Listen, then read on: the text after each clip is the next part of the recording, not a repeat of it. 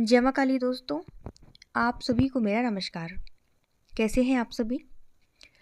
मुझे आशा है कि आप सब बहुत अच्छे होंगे और स्वस्थ होंगे।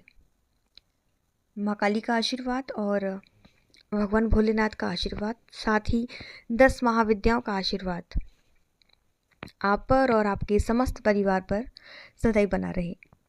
आप सभी स्वस्थ रहें, खुश रहें, खुशहाल रहें। माँ से यही प्रार्थना है आप सभी के लिए। माँ सभी की झोलियाँ भरे, सभी को तरक्की दे, सभी को निरोगी काया दे और सभी की मनोकामनाओं को माँ पूर्ण करे। ऐसी विनती है माँ से आप सभी के लिए। आज के वीडियो में मैं आपको बताऊंगी कि मानसिक जाप क्या होता है, मानसिक जाप करने से क्या होता है और मानसिक जाप किस प्रकार किया जाता है, ये जाप करने के क्या क्या फ़ायदे होते हैं और मानसिक जाप को सबसे सर्वश्रेष्ठ और सबसे फलदायी क्यों बताया गया है। साथ ही वीडियो के अंत में मैं आपको बताऊंगी कि कौन कौन से मंत्रों का मानसिक जाप किया जा सकता है। और एक प्रश्न आया था कि क्या मानसिक जाप करने से कुंडलिनी शक्ति जागृत होती है, तो वो भी मैं आपको आगे के वीडियो में बताऊंगी। इसलिए वीडियो को आखिरी तक देखिएगा।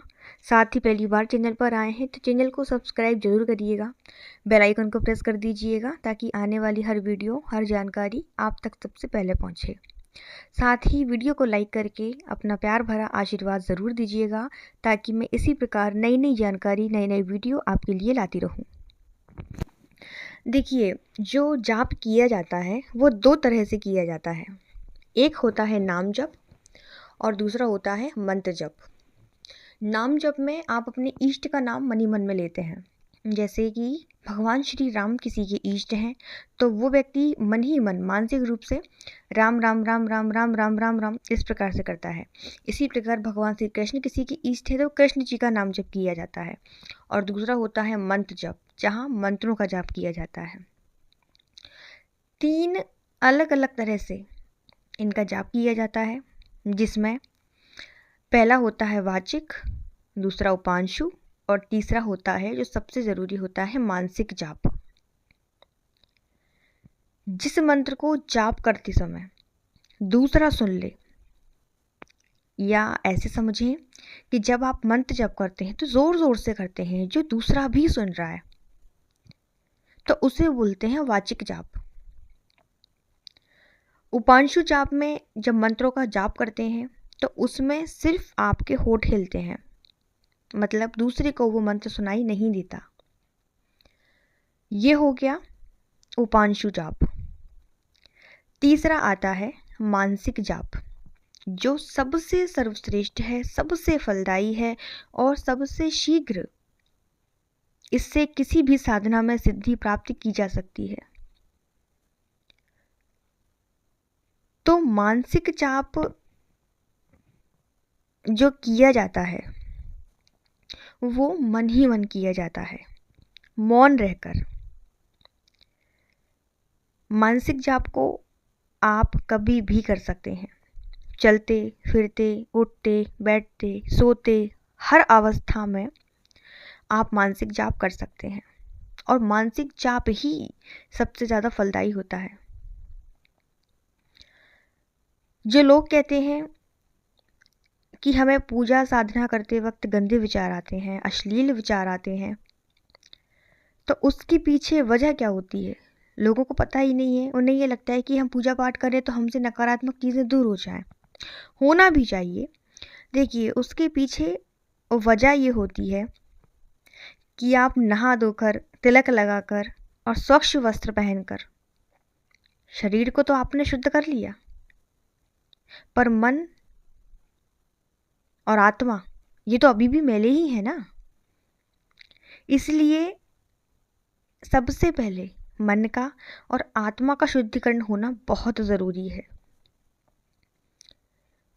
मन का शुद्धिकरण एक बार हो गया तो आपको आपके भक्ति मार्ग में, साधना मार्ग में और अध्यात्म मार्ग में कभी भी कोई परेशानी नहीं आएगी, चाहे आप बड़ी से बड़ी साधनाएं कर लेना। तो मन का शुद्धिकरण कैसे होगा? मन का शुद्धिकरण होगा मानसिक जाप से।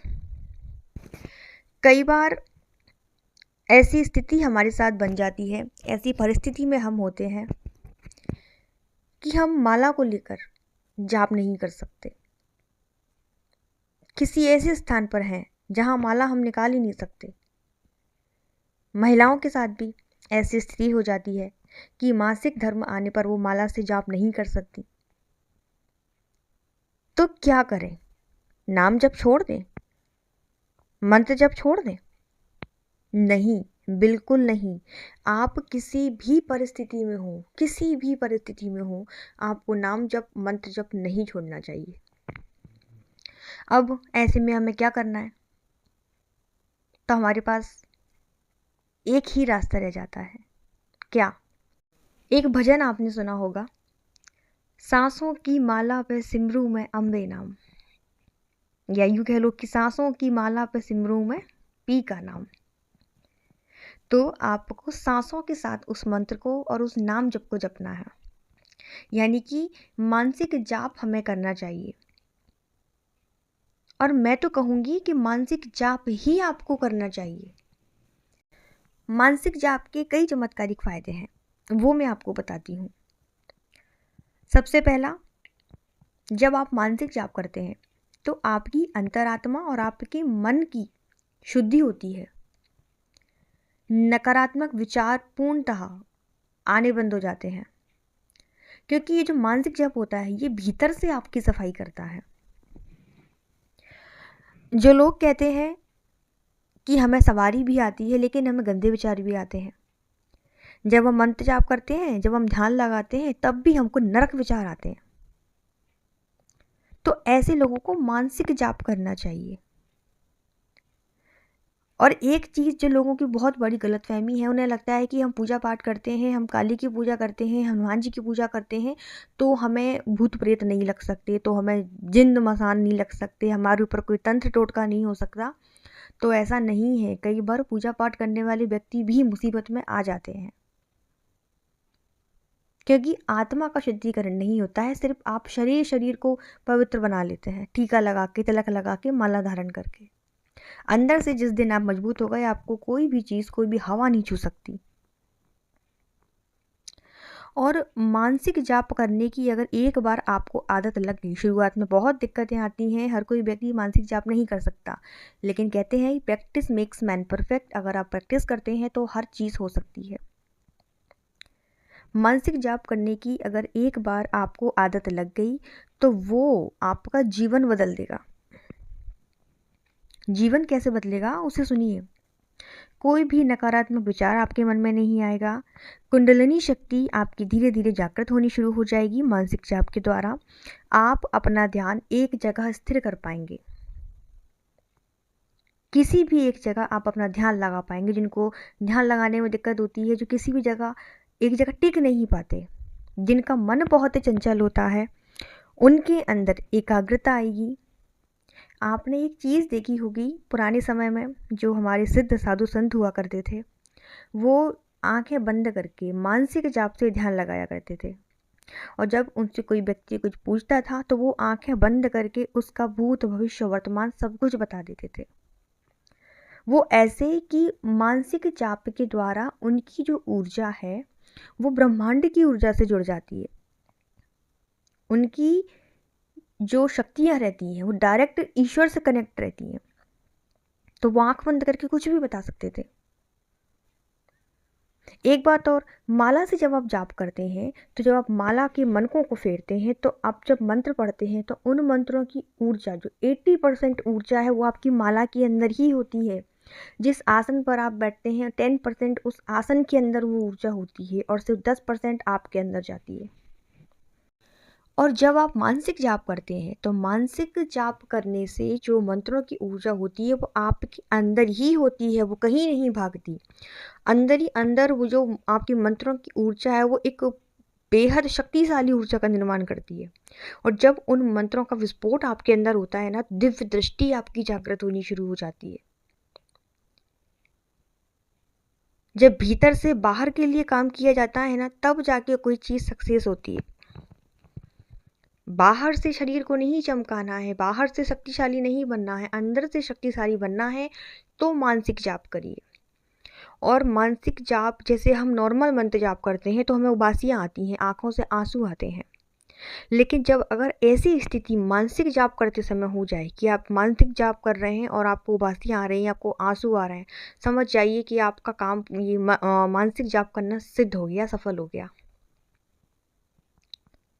मानसिक जाप की ऐसी स्थिति होनी चाहिए आपके साथ कि जब आप मंत्र ना भी करें तब भी वो आपके अंदर चलता रहे, वो मंत्र आपके अंदर गूंजता रहे, आपको अपने अंदर से आवाज़ आनी चाहिए उस मंत्र की। इस प्रकार का मानसिक जाप आपको करना है और आप करके देखिए, आप प्रैक्टिस करिए, आप अपने अंदर बदलाव खुद महसूस कर पाएंगे। अब मैं आपको बताती हूँ कि कौन कौन से मानसिक जाप, कौन कौन से मंत्रों का जाप किया जा सकता है। सबसे पहला, आप ओम नमः शिवाय का जाप कर सकते हैं। दूसरा, आप ओम नमो भगवते वासुदेवाय का जाप कर सकते हैं। तीसरा, आप बीज मंत्रों का जाप कर सकते हैं। जैसे माँ काली का बीज मंत्र है क्रीम। बहुत लोगों को इसका उच्चारण नहीं पता है, कोई इसे क्रिंग बोलता है, कोई इसे क्लिम बोलता है, लेकिन इसका जो सही उच्चारण है वो है क्रीम। तो आप बीज मंत्र क्रीम का जाप कर सकते हैं और जितनी तेज आप मानसिक रूप से जाप करेंगे उतना ही शीघ्र आपको इसका फल मिलेगा। जो बड़े बड़े मंत्र रहते हैं जैसे गायत्री मंत्र है और महामृत्युंजय मंत्र है, इसका आप जाप मानसिक रूप से नहीं कर सकते। ठीक है, तो ये कुछ मैंने आपको जानकारी दी है। मुझे आशा है कि आपको ये वीडियो पसंद आया होगा। वीडियो अच्छा लगे तो इसे लाइक ज़रूर करिएगा और मैं मिलती हूँ आपसे दूसरे वीडियो में। तब तक सभी को जय माता दी, जय माँ काली। स्वस्थ रहिए, मस्त रहिए।